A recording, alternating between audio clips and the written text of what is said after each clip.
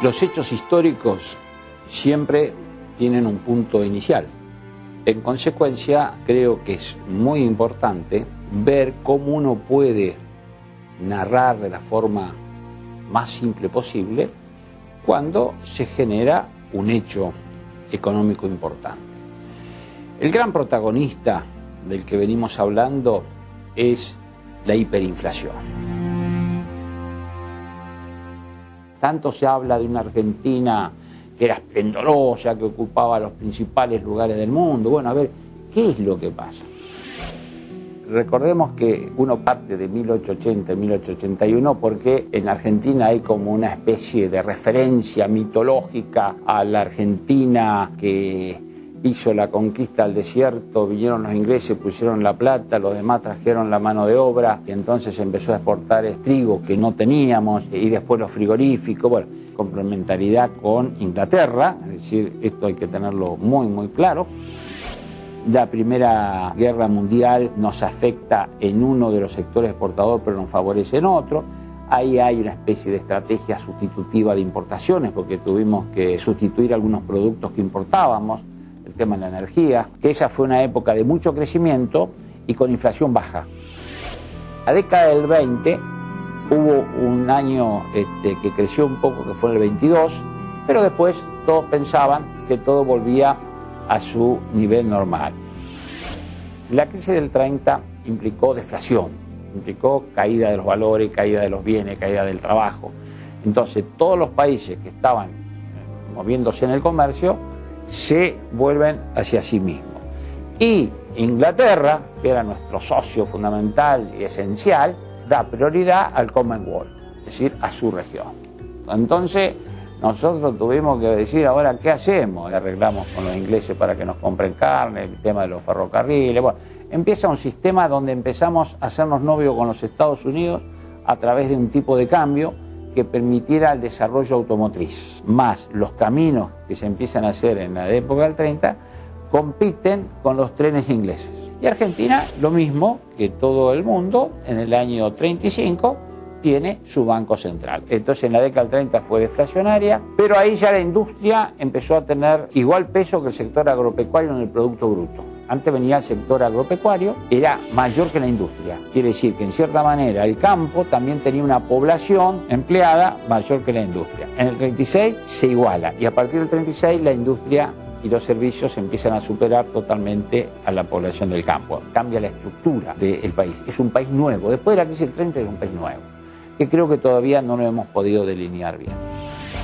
La década del 40 es una década, digamos, en la cual estamos ahí a pleno con la Segunda Guerra Mundial, con el gobierno de Perón, con transformaciones sociales muy importantes, un Estado que participaba al revés de lo anterior, un Estado presente, un Estado que intervenía en los precios, en el intercambio internacional y tenía la nacionalización de los depósitos. Todo el sistema financiero era del Banco Central. Todos los bancos y todo tomaban depósito, otorgaban un crédito por cuenta y orden del Banco Central. Y recién en la década del 50, ahí tendríamos la primera crisis, que es en el gobierno pleno del peronismo, es decir, en el 52. Ahí tenemos un fuerte crecimiento de precios, una crisis, entonces hay un cambio de política, se modifica un poco a favor del sector agropecuario, que antes era desfavorable, bueno, para resolver la crisis cambiaria. Ahí empieza, yo diría, en esa crisis, la historia de los planes de estabilización. Aparece el desarrollismo, es decir, eso le impulsó muchísimo el desarrollo del petróleo. En pocos meses Frondizi hace una tarea impresionante sobre el petróleo, nos transformó casi en autosuficiente en el tema del petróleo. Pero ahí también tuvo un año de inflación que llegó a 3 dígitos, entonces la primera vez que se llegaba a 3 dígitos, pero eso inmediatamente, ante un plan de ajuste, volvemos a la normalidad con el ajuste. Después cae Frondizi y todos los gobiernos que siguen, pasamos a Ilía, después cae Ilía, pasamos a Onganía, y existe el famoso Cordobazo. A pesar de que parecía que había un gran periodo de estabilidad, había un profundo descontento social. En la década del 70, bueno, ahí tenemos dos partes.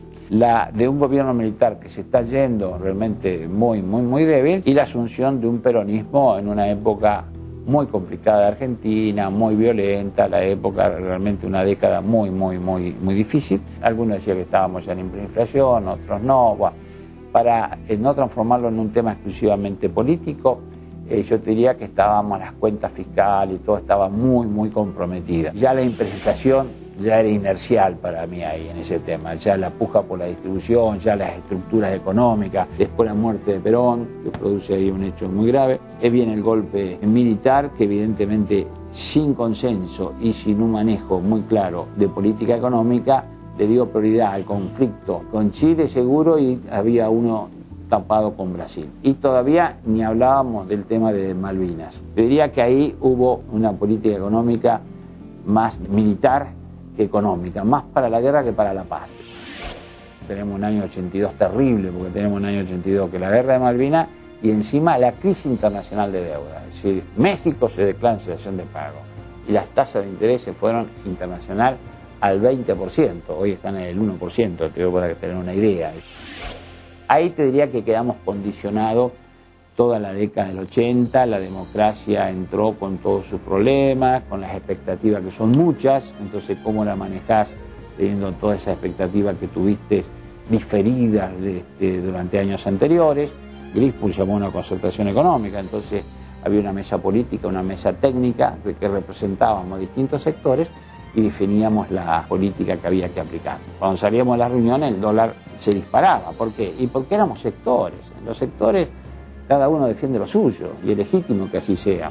Pero tiene que haber, ¿cierto?, un Estado que armonice, es decir, que busque el equilibrio y tenga una función de bienestar que realmente sea para todos.